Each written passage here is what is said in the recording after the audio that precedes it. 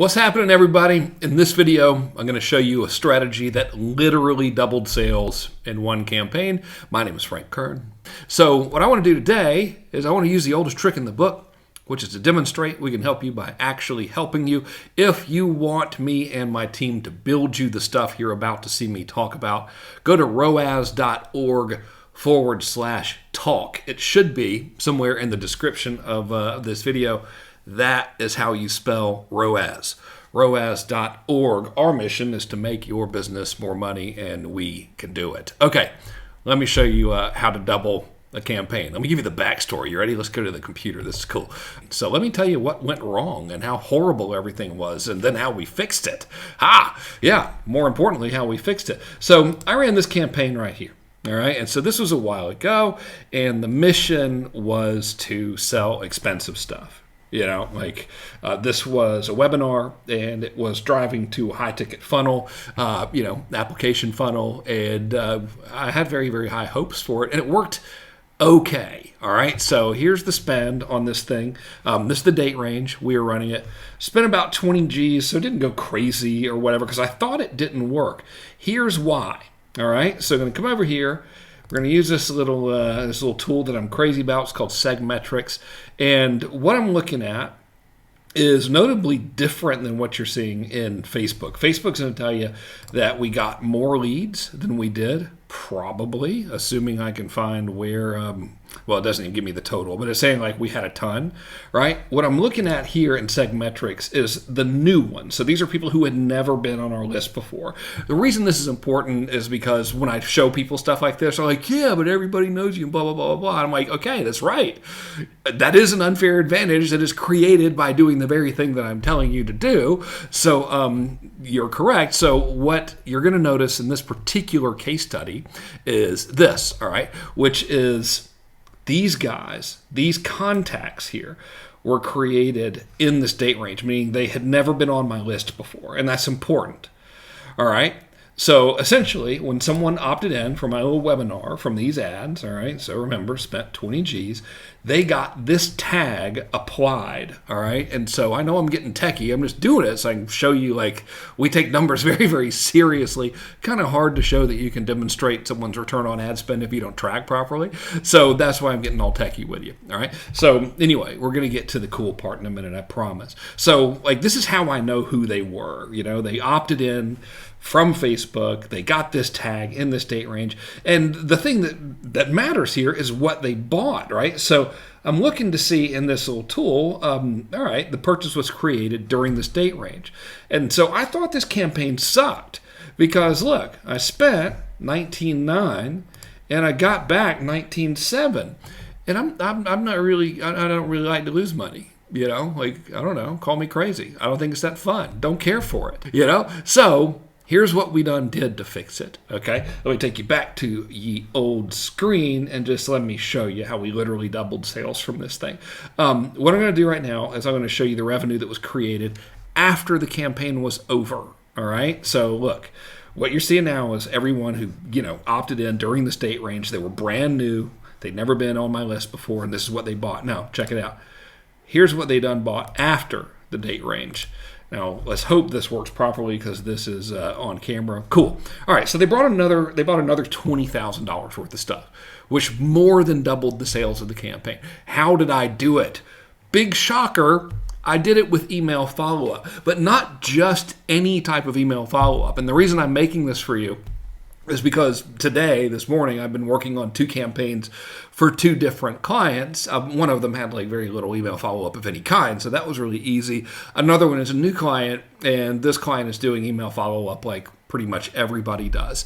And I don't know if you checked the calendar, but we're now in the year 2021, and it is time to stop using email as if it was like 2002 or something. All right, so let me show you like how to actually make email work. There's this little thing that I probably didn't invent, but I say I invented it because it sounds cool, and it's called behavioral dynamic response. And basically what it means, all right, is it means a bunch of crap on the whiteboard. I forgot to get rid of this stuff. It means you send people marketing message based on their behaviors. All right. So like, you've heard the story, right? Actions speak louder than words. Well, because like email is so cool and all email systems are pretty much awesome, we can like tailor make entire email experiences for people based on what they're doing. Okay. So here's what most people do, right? So this is what not to do, by the way, is you get an opt-in, all right? So you got your ad, okay? And then people opt in. So that's what the OP stands for. It's just easy. And then they see your, offer, right? So it could be a VSL webinar or whatever. And then you send them like, I don't know, let's just say this is like a series of emails for a week. Yes, this is beautiful handwriting. I'm doing this with my mouse. So thus the absolutely terrible artwork here that you're seeing. But anyway, normal thing is people send, follow-up emails for a week or whatever, and then they are going to put people into the dreaded nurture sequence. I literally, like, my new client documented, like they sent their standard operating procedures over and they're like, yeah, on day 17 we put them in a nurture sequence. And I was like, you're about to make a lot of money with us, and here's why. Okay, ain't nobody reading this stuff, right? So they're either doing that, okay, or they're not even doing this. They like do barely any follow-up of any kind, and they're like, why the heck aren't I making the money that I want to get? So this is what most people do, all right, which is great. It's wonderful for me because I can fix it, and we fix it for people, and they make more money, and they stay our clients forever. If you want me to build this stuff for you, again, go to roas.org/talk. Should be in the title of this video or something, maybe, hopefully, we'll see. Okay, let's go. So here's like the right way to do it. Okay, I'll give you a couple of examples. What we want to do is understand a couple of things. Number one, human psychology, which is basically most people ain't gonna buy your stuff right away. It doesn't matter. You can have the greatest sales letter ever. David Ogilvy, right back there, he could, and Claude, Claude Hopkins, who's the other guy in the picture, they could both like come back from the grave simultaneously, which would be alarming and unnerving. And they could write your copy for you. And it could be the greatest copy ever. And they could deliver it to you on golden tablets, which you would find buried in the woods. And, you would put it up on a web page and it would be like unbelievably good copy. And still most people who saw the offer wouldn't buy immediately because that's how people are. It doesn't matter. So while you're obsessing over like changing the headline, making bigger promises, standing on a pyramid of gold-plated Lamborghinis or whatever it may be that you might think is going to make your offer work better, instead it's going to pay you a lot more dividends, aka make you a lot more sales, if you just understand human psychology, which is most of them ain't going to buy. They put stuff off. And they think they're going to buy it, and then they'll like, oh, I'm going to buy that, but I'm going to buy it later, and then, they never do, which is why I'm out of coffee right now. Because as much as I like Black Rifle coffee, and as easy it is to go to Amazon and press the buy the coffee and ship it to me button, I put it off until I was out of freaking coffee. So we got to understand that like people have to be reminded to buy your stuff, and we also have to understand that they ain't paying attention, right? So we got to deal with both of those situations in like today's attention world. They're on multiple devices. They got a gazillion things going on. They're highly distracted, and we got to get their attention. So how do you do it, right? Well, you do it with behavioral dynamic response, okay? And when I say I kind of invented this, basically I came up with the name, but surely I'm not the first person to ever think of this concept. So now what we do is somebody opts in, all right? So same thing, they opt in.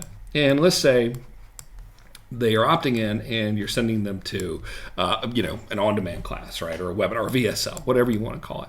And they don't buy. And we're just very sad. Well, the obvious thing to do here, of course, is to put them in some sort of a deadline sequence, right? And it has to be real. Don't put them in a fake one. So we want to put them in a real deadline sequence where like something happens if they don't take action. Price increase, a bonus goes away, or whatever, right? So you're doing that, right? You got that. If you're not doing that, do that now. You're welcome. Please send me everything to the right of the decimal point that you get an increased revenue as a result of doing that. But that's going to get you like some sales, okay? So I want to show you a couple of campaign structures that you can plug in that are going to work really, really well. This is called the dog whistle method, Okay, and I literally just saw this with a client. So let's say you're selling fitness stuff. All right. And like your perfect person, someone who needs to lose 30 pounds. So let's say that's your person and that's mainly who's on your list. All right. And let's say you wanted to use this behavioral dynamic kind of stuff. Okay. So that's like what we've established. So you would send an email out to the list, and you can automate this and should, so they've opted in. Right. And they saw your pitch. So this is your pitch. And, they got your, whatever normal follow up.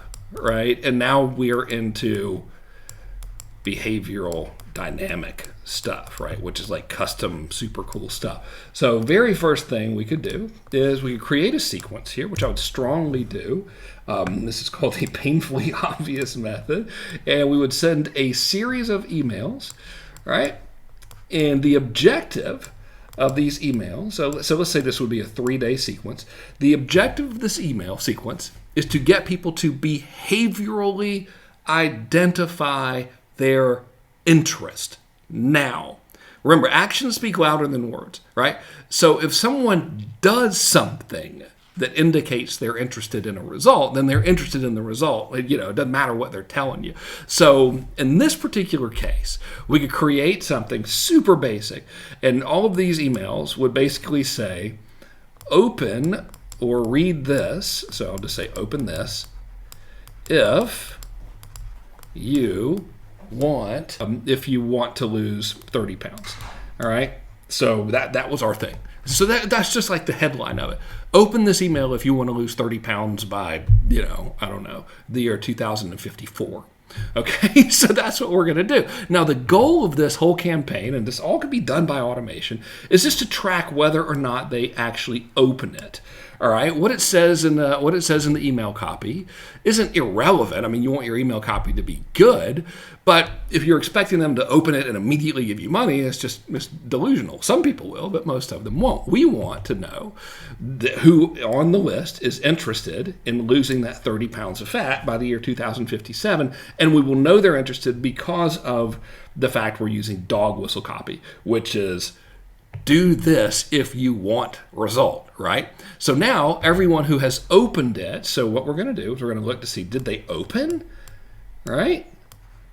And then did they buy, which most of them won't because that's normal. So if the answer to if they opened is yes, then we put them into another sequence that is specifically a lot more email and a lot more aggressive in trying to get them to do the thing that will help them achieve the desired result. So let's say you have a high-ticket program, like me, for example, and I wrote an email to you and said, open this if you're spending money on ads and they're not working.